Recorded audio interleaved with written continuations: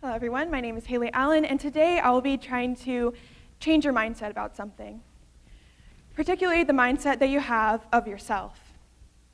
So before I begin my talk, I want to ask you a question. Do you think that you're enough? Now I know this is a really heavy question to be asking right off the bat. It's not something that can simply be answered in the matter of seconds, or it may be something that you might have to think about. However, it's important to answer this question and know how it should be answered in order to live a happy and successful life. So it's pretty simple. It's a yes or no question. You think you're enough, or you think that you're not enough. So our answer matters. Like I said, it directly correlates to our success in the future and in the present. So how do we change our perspective of self-doubt? Quite simply, it starts with you, and it starts with the courage and the choice to make that first step. Now going on to me. This year I joined the speech and debate team, which is an incredible club, and I encourage all of you to join. I had to give it a shout out. Anyways, I experienced my first kind of sense of self-doubt while going into my first tournament. You see, there's many types of speech and debate events, like talking to others about what you believe, like giving a speech like I am, or even debating with somebody else about an issue. And going into that and feeling unexperienced and feeling like I wasn't enough, I compared myself to other debaters a lot. And I felt like I could never reach a point in which I could be proud of myself. Now, I'm sure that all of us have doubted ourselves sometimes. Whether you're on a dance team or on a club or an athletic team or a swim team or whatever it is you do, we constantly put ourselves down and succumb to the negativity that seems to be normal from nowadays. In America, we live in a highly competitive culture, and we feel like we always have to compete with others in order to have self-love and confidence within ourselves. And this negativity is something that we must change. We must no longer live in a world where negativity is the normal, is what's accepted. And we must live in a world where positivity, and we're living in a world where we can practice self-love and love ourselves unconditionally, is a world where I want to live in, and I want all of us to live in. So I've referred to enough multiple times, but what does enough actually mean? Well, I'm going to go about this in a sort of backwards way and kind of clear what our misconceptions of what enough means first. First, enough does not mean that you're a finished product. It doesn't mean the person you are now is the person that you are and will be forever. You see, some of us get stuck in this mindset of, this is how I am, and this isn't the final end product that I will ever be. However, we are constantly improving in our abilities and our self-identity, and we are constantly learning and discovering ourselves as we are. So, and also, it's not a label. I don't think everyone here is enough because you've achieved a certain point into which you've earned this label of being enough. And it also means that we acknowledge our strengths and our weaknesses. Going back to debate, I messed up a lot. I would skip over my value, I would read evidence wrong, I'd probably have a whole shopping list of things that I did wrong at first. However, I accepted this as a part of the learning process. And I saw as I was going into more and more debates and I was getting better. I was starting to discover that I didn't need to compare myself to others, that I was amazing and great just the way I am. In freshman year, I took a drama class. Going into high school for middle school, I was terrified of public speaking. And now I've improved that so much, and seeing these little baby steps that I've been taking into a place of confidence and feeling that I am enough despite my many imperfections is where I am now, and I encourage you all to also see yourself in the same way. Next, it does not mean that you're perfect. Many of us stress perfectionism in every aspect of our lives, whether it be our grades, our job, our friends, our family, and think that unless our life is perfect, that we can't believe that our life is enough or good enough.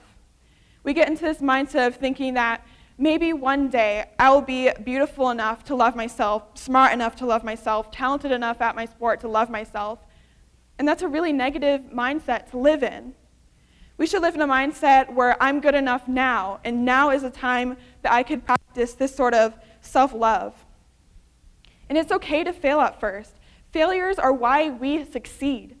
And one of the most great people, painters of all time, also had experiences with self-doubt. Vince Van Gogh said that if there's a voice within you saying that you cannot paint, then by all means paint, and that voice will be silenced.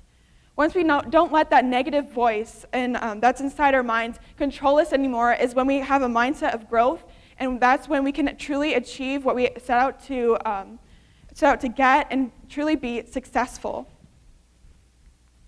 Next, it does not mean that you'll never need help. Like I said, mistakes are what makes us human.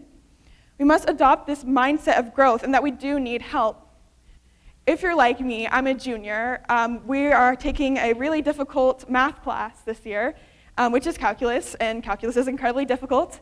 And some of us feel like we can't ask questions because we're not good enough to do it. We feel like it's a mistake within ourselves of not knowing how to do this problem.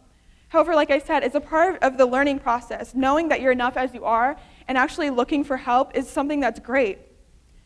Like Shakespeare, he also explains this, our doubts are traitors and make us lose the good that we oft might win by fearing to attempt.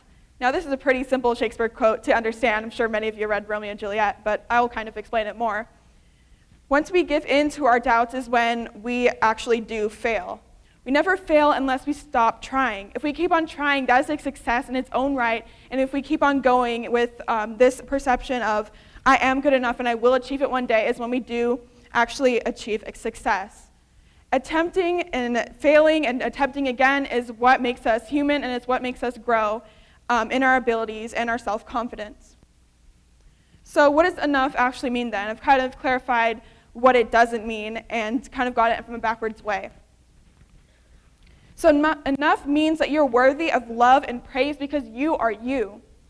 Out of the billions of people that live on this planet, there's only one person that could ever be you.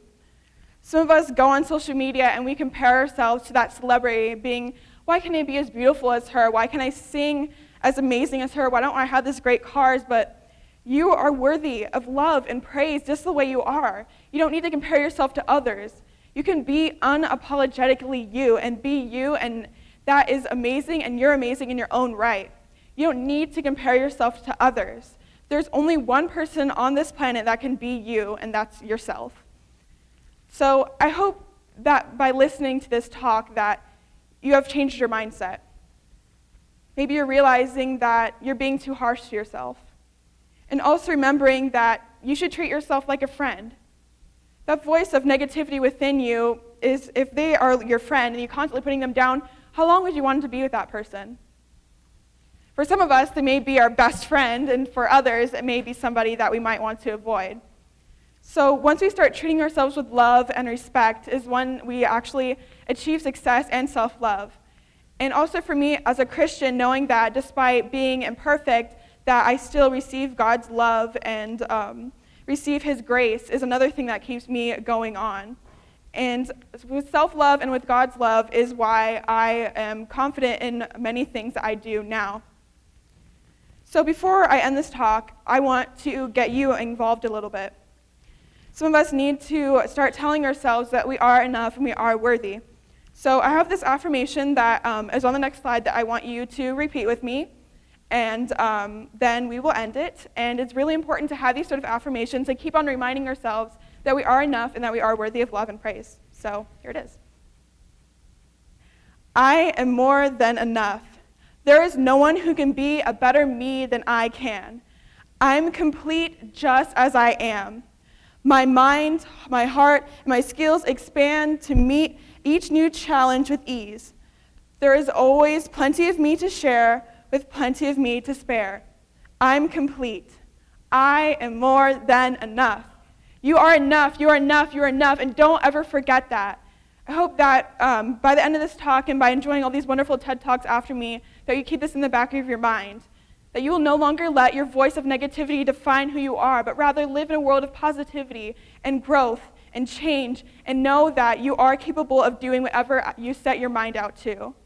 So I hope that you've enjoyed this talk very much. God bless all of you, and thank you very, very much for listening.